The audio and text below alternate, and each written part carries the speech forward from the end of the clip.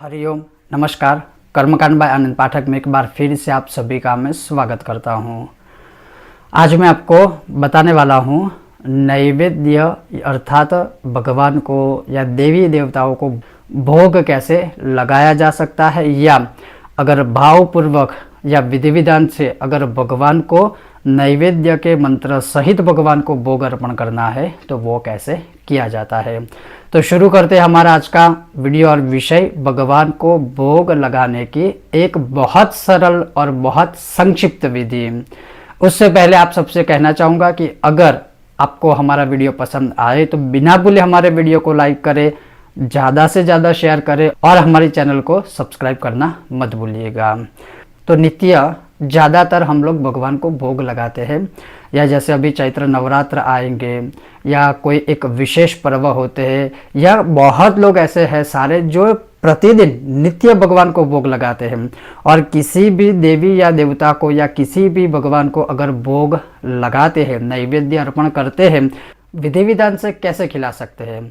तो सर्वप्रथम मैं आपको बताऊंगा नैवेद्य अर्पण करने का एक श्लोक जो बहुत सरल है, संक्षिप्त है और प्रसिद्ध भी है।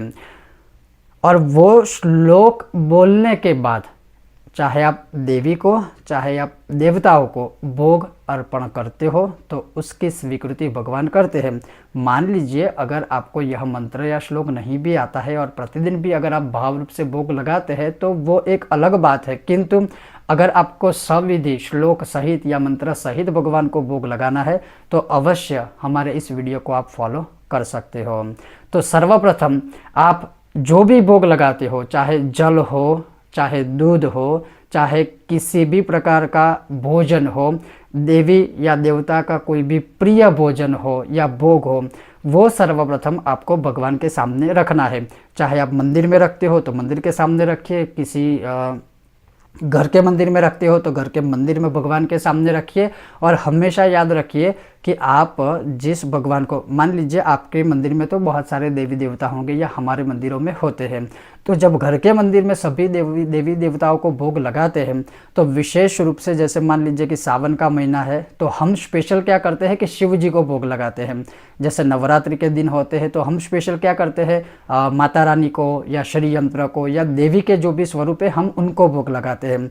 जैसे गणपति के दिन होते हैं तो हम गणेश जी को भोग लगाते हैं।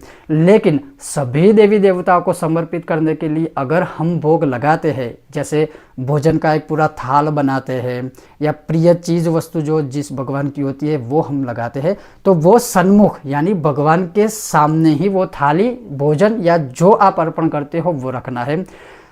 और एक बात हमेशा याद रखिए, आप कोई भी चाहे मिठाई हो, चाहे दूध हो, चाहे थाल हो, चाहे भोजन हो, कुछ भी प्रकार का भोजन आप जब भगवान के सामने लगाते हो तो एक बात हमेशा याद रखिए, उसके साथ में शुद्ध जल का एक छोटा सा गिलास या शुद्ध जल अवश्य भोग के साथ रखना ही है, क्योंकि भोजन के साथ जल का भी बहुत महत्व है। यानी भोजन में या भोग में जल का भी एक बहुत बड़ा एक महत्व योगदान है।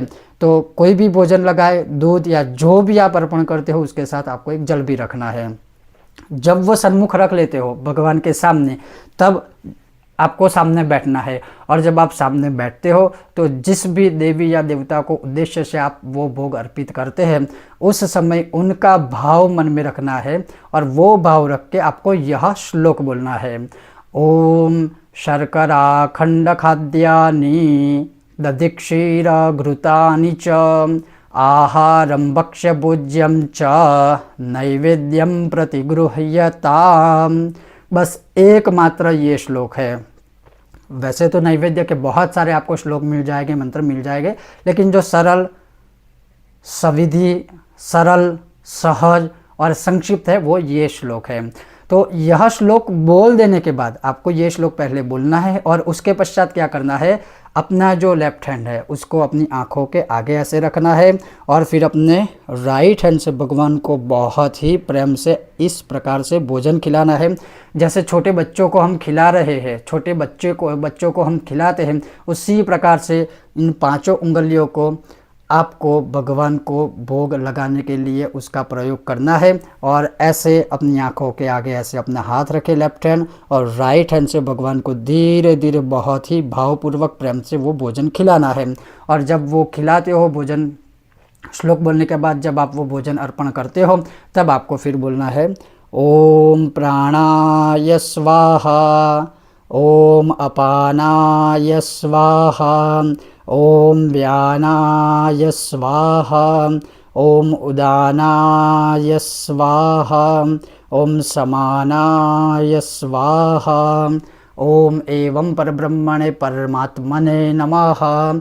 इस प्रकार से ये 5 बार बोल के फिर थोड़ा सा यहाँ विराम लेना है, जैसे 1 या 5 सेकंड का। और फिर वहाँ मध्य में क्या बोलना है, नैवेद्य मध्य आचमनीय जलम समर्पयामि। जैसे हम थोड़ा खा के फिर अगर थोड़ा जल भी ग्रहण करते हैं, जैसे आचमन जितना, तो भगवान ने थोड़ा खाया है, भगवान को हमने मंत्र के द्वारा उनको भाव रूप से खिलाया है। उसके बाद नैवेद्य मध्य पानीय जलम, अर्थात थोड़ा सा जल हम उनको पीने के लिए देते हैं। तो यह भाव रख के बोल के ओम नैवेद्य मध्य पानीय जलम अर्पयामि या समर्पयामि, ये बोलकर एक थोड़ा सा जल लेके, चम्मच है तो चम्मच में, आचमनी है तो आचमनी में, थोड़ा सा जल लेके किसी पात्र में वो रख दीजिए और पुनः फिर से वैसे ही भगवान को खिलाना है। ओम प्राणाय स्वाहा, ओम अपानाय स्वाहा, ओम व्यानाय स्वाहा, ओम उदानाय स्वाहा, ओम समानाय स्वाहा, ओम एवं परब्रह्मणे परमात्मने नमः। फिर 3 बार जल छोड़ना है किसी पात्र में और बोलना है ओम उत्तरापोषणादिकम समर्पयामि।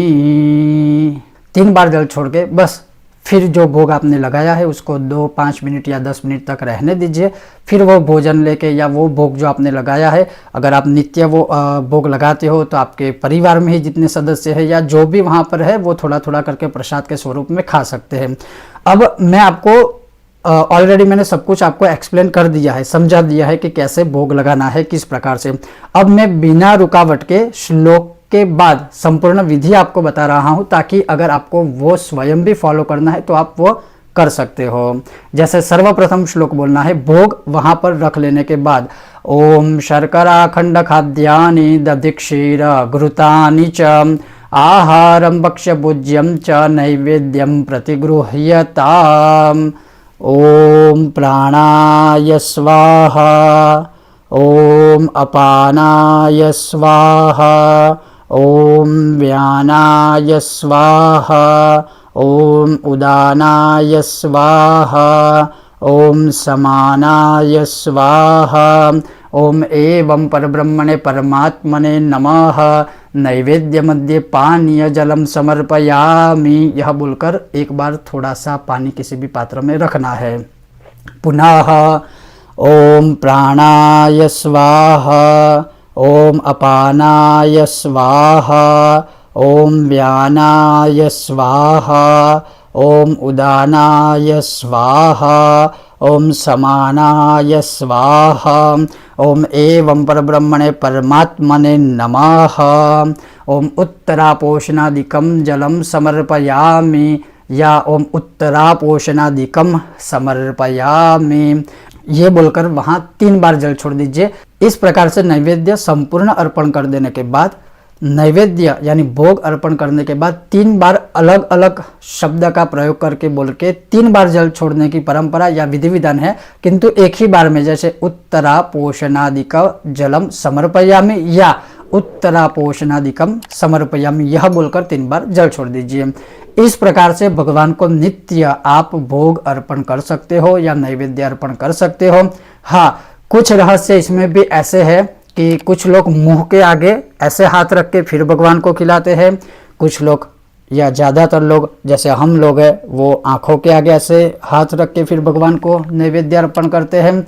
और इसके पीछे क्या अर्थ है, क्या अर्थ नहीं है, क्या तर्क है, क्या वितर्क है, क्या शास्त्रार्थ है, ये जो सारी चीज़ें हैं वो मैं एक बहुत सुंदर तरीके से आपको एक्सप्लेन करूंगा। किंतु आज का मेरा मुख्य उद्देश्य यही था वीडियो बनाने का कि चैत्र नवरात्रि भी जैसे आ रही है या नित्य भी अगर आप भोग लगा रहे हो तो किसी भी देवी देवताओं को जब भी आप भोग लगाते हो तो इस प्रकार से आप अपने घर के मंदिर के सामने या अपने घर में या कहीं पर भी अगर आप भोग लगाते हो तो ऐसे अर्पण कर सकते हो। हम लोग या ज़्यादातर जो विद्वान पंडित लोग होते हैं वैसे जब जैसे गणेश जी की पूजा होती है और गणेश जी को हम भोग लगाते हैं तो हम बोलते हैं कि वहाँ पर सिद्धि बुद्धि सहिताय महागणपतये नमः नैवेद्यम निवेदयामि या नैवेद्यम समर्पयामि, अर्थात मैं नैवेद्य का निवेदन करता हूँ या करती हूँ, या फिर अर्थात मैं नैवेद्य आपको समर्पण करता हूँ, समर्पित करता हूँ या करती हूँ। वैसे अगर भगवान शिव का है तो ओम शिव शक्तये नमः, वैसे ही अगर आप माँ दुर्गा को भोग अर्पित करते हो तो आप बोल सकते हो श्री महाकाली, श्री महालक्ष्मी, श्री महासरस्वती, त्रिगुणात्मिका स्वरूपिणी राजराजेश्वरी भगवती जगदम्बिकायै नमः नैवेद्यम निवेदयामि या नैवेद्यम समर्पयामि। हालांकि अगर आप ये नहीं भी बोलते हो तो सिर्फ बस आप जिस भगवान को या अपने सभी देवी देवताओं को भोग अर्पित करते हो, बस जो विधि मैंने आपको बताई उसी विधि को फॉलो करके आप भगवान को जो नैवेद्य है, जो भोग है, वो समर्पित कर सकते हैं।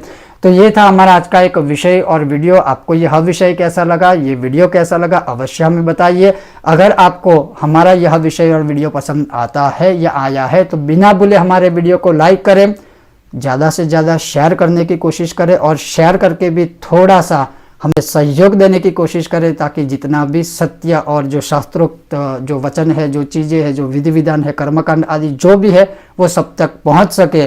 और अगर आप हमारे चैनल पर नए हो, हमारे वीडियो को पहली बार देख रहे हो तो अवश्य हमारे चैनल को सब्सक्राइब कीजिए। आप सबका बहुत बहुत धन्यवाद। जय श्री कृष्ण, जय सिया राम।